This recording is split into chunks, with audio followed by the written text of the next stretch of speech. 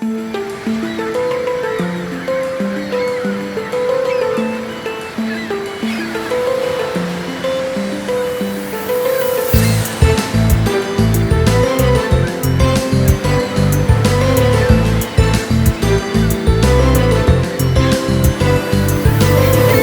morning. What an amazing day it is today. And here we are on the beach, and we're ready for another amazing Spirit Gateways inquiry. And this morning we have with us Ayana Lahid. Ayana is the founder, creative director, and CEO, the Chief Evolutionary Officer of Spirit Gateways Institute. And today we're going to talk a little bit with Ayana about her life, how she created Spirit Gateways, why she created Spirit Gateways, how it came to be, and why she is the woman that she is today after all that she's gone through in her life. Welcome. Thank Wonderful. you. So, Ayana, tell me, what is Spirit Gateways? Spirit Gateways began over 25 years ago, and it is dedicated to the journey and the process of awakening into one's true self. And Spirit Gateways is an institute. It's an educational experience that integrates the heart, the mind, the soul, the psychological, and the truth ray of being connected to the infinite source, that oneness place within inside of ourselves. So tell me, what is oneness? Explain oneness to me. Oneness is a place that lives inside of ourselves that is beyond separation and duality. Duality can be experienced, for instance, when our thoughts go back and forth and we don't know that our mind is clicking back and forth from one thought to the other. It's weighing, analyzing reality, the right actions to take, how to proceed forward in our life. And duality is opposites. It's light and dark, moon and the sun, hatred and love, acceptance, rejection. And so oneness is a place that I experienced, like I popped into it. And I remember moving into it. It was through the top of my head, which was a very clear distinction for me because I have been really working to come into my body for many, many decades. And so oneness was a place that was it's pure light. There was no thought, but there was a complete awareness of being present, and it felt and it feels like being one with the infinite existence, the infinite beyond how the mind works moment to moment, when it's clutched, when it's being held, when we live in great fear. So oneness and duality are distinctly different states, and you say that you popped into it. What was life like before you popped into it, and were you on a mission, personal mission, if you will, of going from one state to this next state? How did you know that there was another state? What prompted you? Because over many decades of meditation, I experienced a definite difference in going within myself compared to the doing state of trying to make something happen. I'm not saying that I just sit and just let life happen. I find that it takes a lot of focus and clarity and receptivity to bring in my higher self, my higher voice. I started seeking truth when I was 14. I had this drive inside of me to find truth. So the oneness state that I'm talking about in this moment, I realized that I was born in a oneness state. And I feel that a lot of people come in, we'll call it baby people, little God babies, all of us come in closer to the source. And through trying to fit in and acclimate and fulfill projections and expectations upon us as literally from utero onward, and as infants and children, we can leave ourselves. And there was something pushing me. So at the age of 14, I'm in a bookstore in Manhattan, New York, and I start reading about the true self and how the true self is aligned in truth. And so I really wanted that. I believe I said out loud in a very low voice in the bookstore, I was probably the only one in the aisle, and I said, this is what I want. I want to find my true self. And I had no idea what that would take or what that would mean or what I'd have to go through. When I first started meditation for real, I was 16, and it was always moving into doing a meditation practice that would bring me into what I now would call a separate state, and it would take me in a disconnection state. But it was it was moving me in the direction and the belief system that the spiritual state is outside of ourselves. It's something that we have to attain or step into, and that it's just out there. And I'm going to try to find that. And so I went through different meditation practices from different origins and teachings. And one day, about 10 to 12 years later, I was dancing in a field, and that's a whole nother thing, is that I'm a movement artist and trained professionally in ballet and modern dance since I was a little kid, but really I call it for real, really great training in Manhattan as a teen. So I'm dancing out in the field, and all of a sudden I had this experience, and this is part of who I am. I have these experiences where I felt like a channel opened up inside of myself, and I heard a voice say to me, "You're going the wrong direction. You need to come down."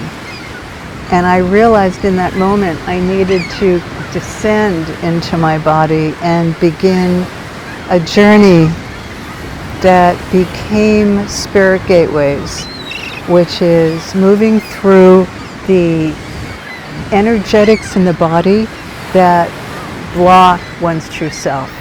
And those emotions are different for every person. The configuration of your energy bodies, the way your soul is in relationship to your heart, to your mind, is uniquely yours.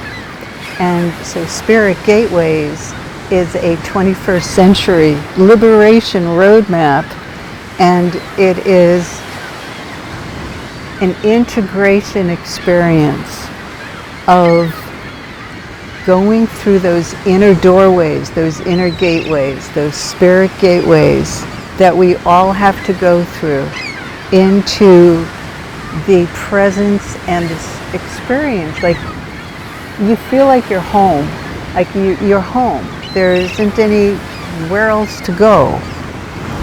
So Spirit Gateways was an evolutionary process. It didn't just happen, like in a flash and an instant.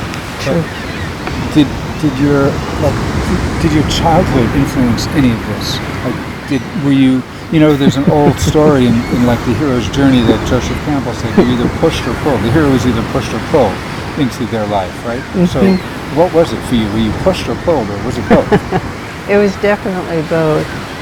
I was born clairvoyant, clairsentient, clairaudient. That means that I had an inner gift to see through the veil, to hear, to hear a spirit, the spirit being the communication force, the energetic flow, the current that comes from different planes of consciousness, but also from the source. And also I could feel. And the feeling part of me was almost the last to open. You know, as like about a 21-year-old, finally it could open. But the clairvoyancy was there, and the hearing was there. And I was born through a mother's vagina who did not want to be in her body. She did not want children, and that was later revealed in our deep conversations over 5 years where I'd go visit her. This is one sign in my early 40s, late 30s, early 40s.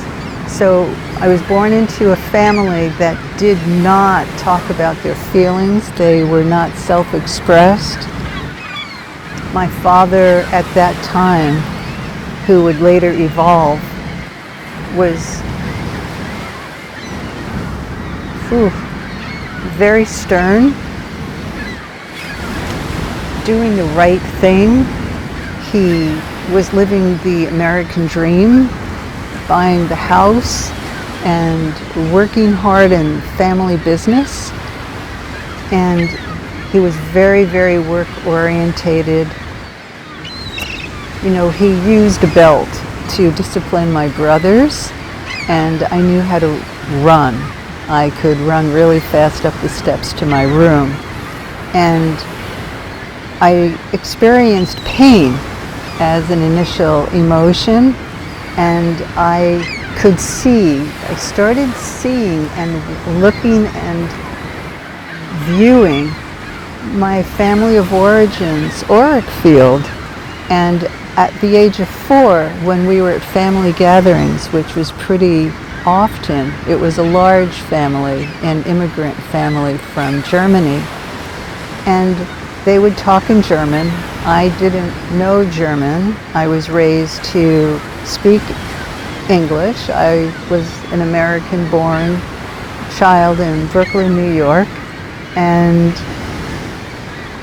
I could begin to see what they were saying from across the room by the thought forms over their head, and I could begin to see their emotional body and what they were really going through, and I experienced their suffering and their pain, but I didn't know what that was. So that was where I began my journey, was how to acclimate being in this family structure where children were meant to be seen, not heard. If I spoke what I was feeling at the age of 8, I had an experience where I was very inquisitive. I had such a curious mind and was always seeing life, and I asked my mother a question, and she was so upset that she slapped me so hard on the face a few times that I burst into tears, and all I could do was look at her and, you know, just through the tears say, why? And it was at that moment that something closed. I closed a door to her and me, but yet I always yearned for that. She was a woman who I would later find out was a closet alcoholic. She had a lot of desires that were not fulfilled. She came from the generation of giving up being at Parsons School of Design and giving up what she wanted, and also she couldn't handle, which I later found out during my inner work when I began all that, of realizing how jealous she was. And I had something about me that she wanted to crush, and she almost came close to it. But that awakening then at 14, that part of me, my soul, that soul inquiry, that soul impetus, something in me wanted more. I wanted to break through. So you said something as you were telling me about your story that was really important. You said inner work. Inner work. So a lot of people talk about inner work. Some people talk about transcending, right? But some people talk about inner work. And what is inner work, the way you look at it? And is it different than shadow work? You know? And how did that? And what does that mean in terms of conventional psychology or more modern humanistic psychology? Right? How does that all sort of go together? That's beautiful questions. If I skip a part of it, let me know. Yeah, it's a big question, right? To me, the shadow, it's very Peter Pan. You know, Peter Pan and Wendy talking about, the shadow. I feel the shadow is the part of ourself we haven't seen, and that part is needed to become whole. And many of us come from family structures that give us the original grid, the original structure. The soul doesn't come in with the structure. It's aligned to a universal structure. And in our training of our mind and emotions, we oftentimes, most of the time, will leave that internal universal structure and then begin to acclimate and work hard to get love. We want to be loved, we want to be seen, we want to be heard. We want to be received. It's part of the human self. That feeling of being received. It gives us existence. For me, light and dark was the beginning of my understanding of approaching awakening through finding the light within ourselves. And that is very, very different than the traditional psychological models, which can look at becoming aware through analyzing and talking about what everyone in the room is thinking is going on. When we separate from our true self, and the soul is that doorway, through the soul there is an awakening that happens, that is a full self-awakening. It doesn't happen just on the intellectual level. Matter of fact, it never happens on the intellectual level first. It is more of a spiritual awakening, which means it happens through the brain here, through the neurophysiology of the body. It happens through an energetic spiritual system that is part of spirit gateways. So tell me, so what you're saying is that it's not from the neck up.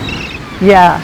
That it's a whole body experience. And, we know from modern medicine, or at least more progressive modern medicine, the idea of mind-body, and you and I have spoken about that, and you prefer to speak of it from a body-mind perspective, not a mind-body perspective. So it's the body first, and the mind is part of that, not the mind first, and then the body secondarily. So how does that relate to what you do at Spirit Gateways? Wow. What is Spirit Gateways all about?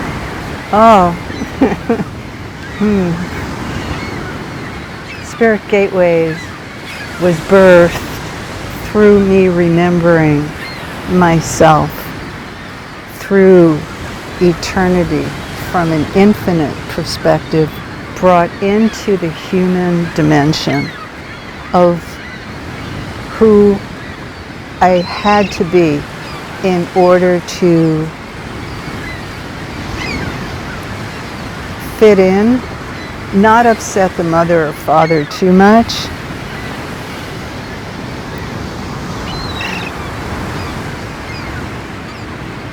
and yet find my truth self.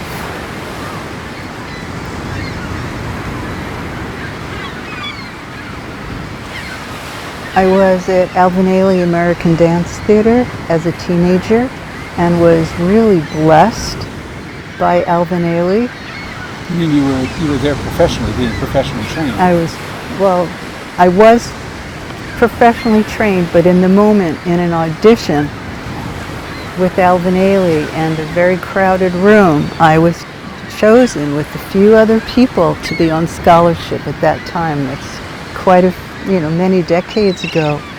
And I began the training that opened me to experience my soul, and that's what Alvin Ailey was truly all about.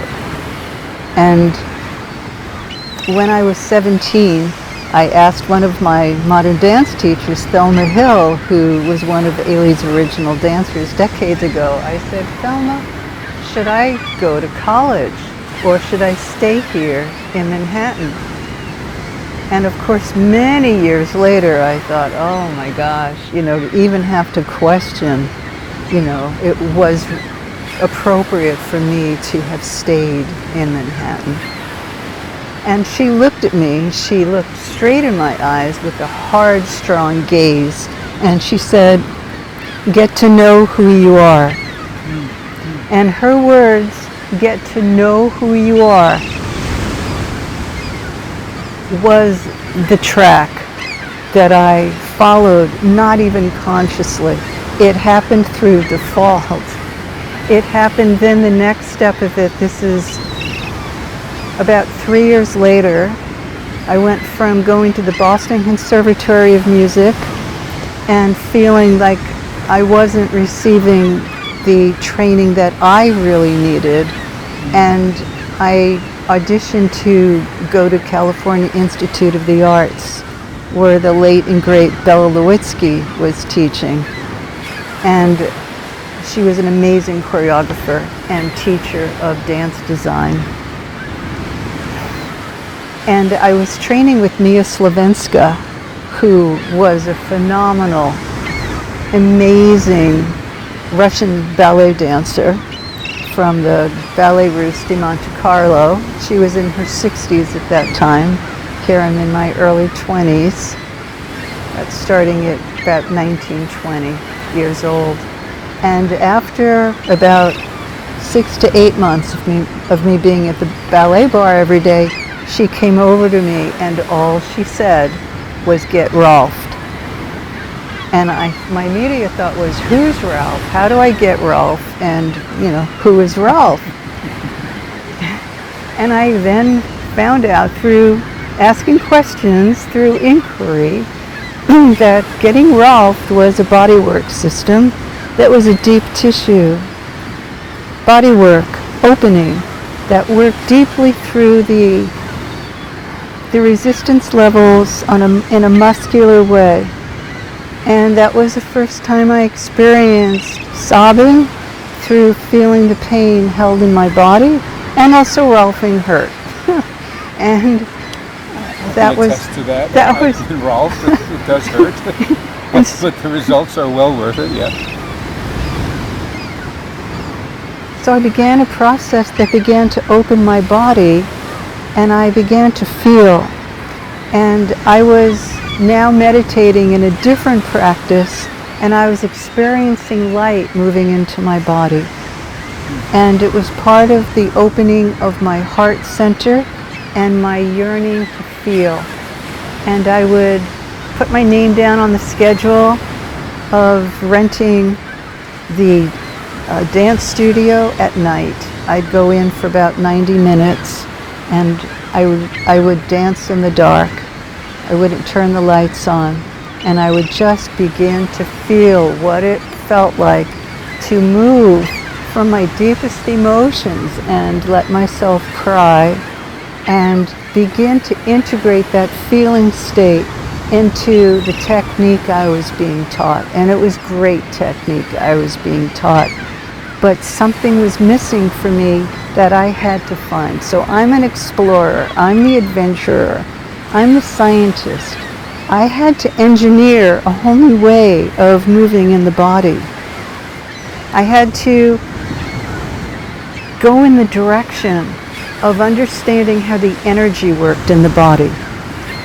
So from California Institute of the Arts, I went to the Polarity Health Institute, and it was a residential program where I was taught polarity therapy, which is an energetic healing system that works. It's a hands-on balancing system that works with the elements in the body and connecting in with the spirit within the person. And so I was taught hands-on energy work. I also had the great privilege of working with Ann Wigmore, the mother of raw food medicine and eating organically. And so that was a long time ago, growing sprouts, and that became a deepening for me and a way of life that inspired me to go deeper and to listen to my own being and my own body.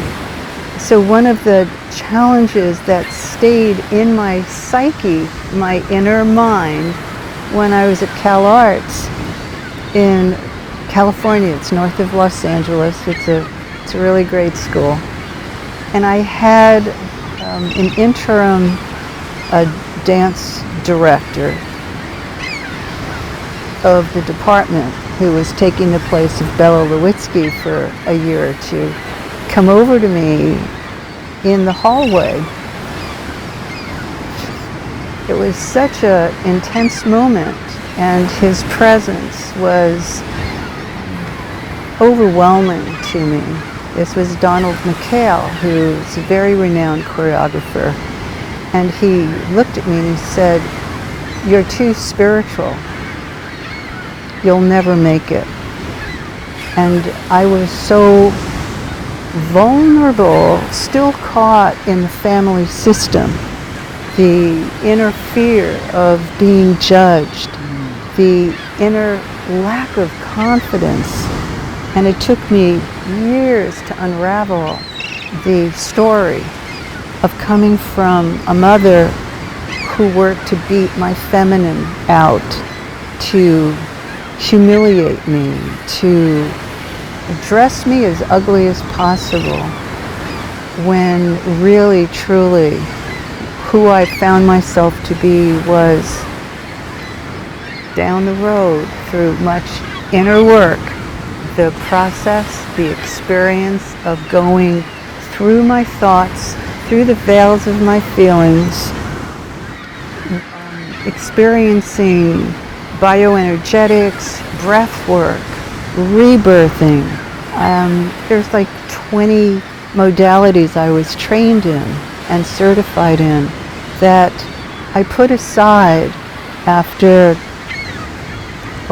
about a decade, if that long, because Spirit, my higher self, began showing me how to help people and be able to just put my hands underneath someone's forehead, not forehead, the cranial, the occipital ridge, and know what was happening in their whole being, their history, their family, their past lives, their birth experience, and go from there and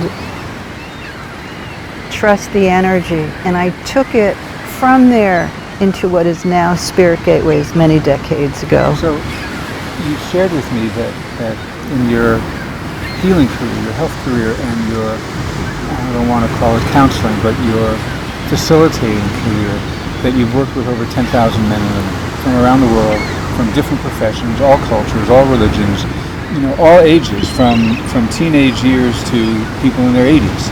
That's a lot of people and a wide range. How do you do that within Spirit Gateways? And while we're talking about Spirit Gateways, why did you call it Spirit Gateways? What does that mean? What is a Spirit Gateway? I love that. It was 1997, and I was living on the North Fork of Long Island in Mattituck, in a house, Mattituck, New York. And it was a house overlooking the water, the Long Island Sound. And I loved hearing the sound of the ocean, and I spent 2 years in that place, that space. And I remember sitting by my older Apple computer, and all of a sudden I felt the presence of one of my main inner guide. I would have different inner master beings teach me, and then they'd pass me to the next. And it got to the point where I would know when I was being passed. This particular inner avataric being didn't ever really pass me on. He's the illuminated light of love of God. And I heard the word spirit gateways. And I immediately sketched a picture of Stonehenge as my anchor point. And I love Stonehenge, and I love the way the sun rises and then will come through one of the portals in the rock formation, the openings. And spirit guides us into the truth within ourselves. And spirit is consciousness. And spirit, when firmly, clearly embraced, opens us to the elements within ourselves. It opens us up to the truth of who we are in our soul self. We get to remember but know who we are. I went through remembering into embodying, knowing, being expressed. Being fully expressed is my true self, is what this lifetime is for me, for the sole purpose of helping as many people as I can awaken into themselves, to experience what life is like through the gateways of themselves. There's inner portals, there's inner places that you go through that are the gateways. And it's not like I say to a group that I'm working with or an individual, oh, now we're going through this gateway. It's way more intuitive and working with exactly the gateways that that person needs. And also there are specific gateways for this time period in our evolutionary journey that are most definitely needed to move through to become embodied, to grow in an evolutionary way into our next step and expression and embodiment of who we are, because we're at a time in history, his story, her story, that is demanding of us to be aligned in a new way in our body for these times. So what I'm hearing you say is that obviously the path that you were on was not linear, sequential, I hit one, blah, blah, blah, blah, blah, all these specific milestones. But what I'm hearing is that it's an unfolding path, and that Spirit Gateways offers a framework or a roadmap to basically give people shortcuts so that... Direct way. Okay, direct way. Direct. Not a shortcut, but a direct path. And which can be a shortcut to years of trying to figure it out, or staying with, oh, I'm just going to breathe my way to enlightenment, when you're already enlightened. And yes, the breath opens up the blocks, for instance, to go there. What I'm doing is I'm taking people right into the heart, the center point within themselves, where all transformation happens. So the experience of coming into yourself can happen really rapidly. It depends on how willing and how much you really want it. So let me ask you a question. So is this for beginners? Is this for people who have been meditating for 50 years? Is this for people who have been in psychotherapy for 25 years? Where do you start? I mean, like, who is this best for? I feel this is for any person, any man or woman from any background, any religious background, spiritual background, who has a desire to go beyond where they are right now, and that they feel a barrier in themselves. Maybe they've hit a wall inside. Some people call it the glass ceiling. It's this place where you want to break through. Maybe you're wanting to make more money, have more awakened sex and connection in your body, to feel alive and pleasure, to be able to communicate in a whole new level, to be able to fulfill your dreams, to get moving to the next notch in your business, your corporation, in where you are in your life. Any person who has even remotely, in a little way, asked themselves the question, like, what's going on? Like, who am I? Is ready for this. And it doesn't matter if you've been meditating 50 years. Those people who've been meditating 50 years sometimes have a harder time than people who've had some experience with even just sitting and being and going, wow, I've got some, work to do. Work meaning it can be playful.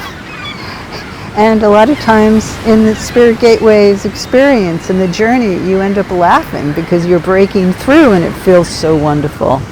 So what I'm hearing you say is that you said this word enlightenment earlier, and that's a common word. This word liberation is also common with many people who are on a path of consciousness.